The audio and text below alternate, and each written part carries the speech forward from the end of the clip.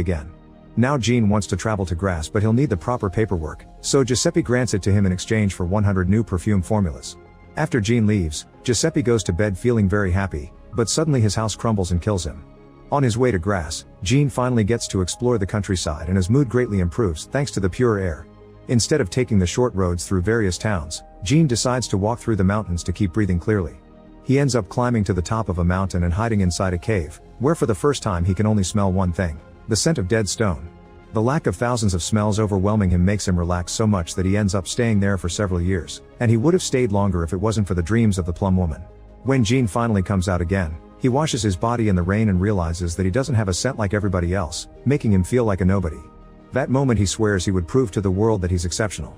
Afterward, Jean finally keeps traveling, and when he's about to reach Grasse, he catches an amazing scent, even better than the plum woman's. A carriage suddenly passes by and he discovers the scent belongs to the beautiful Laura. Excited, Jean runs all the way to Grasse and follows his nose until he makes it to a fancy mansion, so he sneaks inside the garden and watches Laura from afar.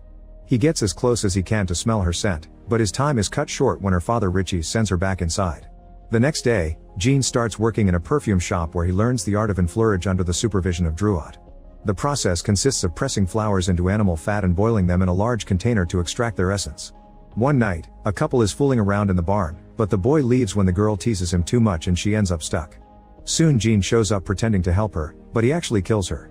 Moments later, the girl ends up covered in fat and inside the container as Jean hopes to get her scent. In the morning, a woman comes by with a flower delivery, so Jean has to cover the container before the body is discovered. Drouot almost catches him too, but Jean pretends he covered the container to protect the flowers from the sun.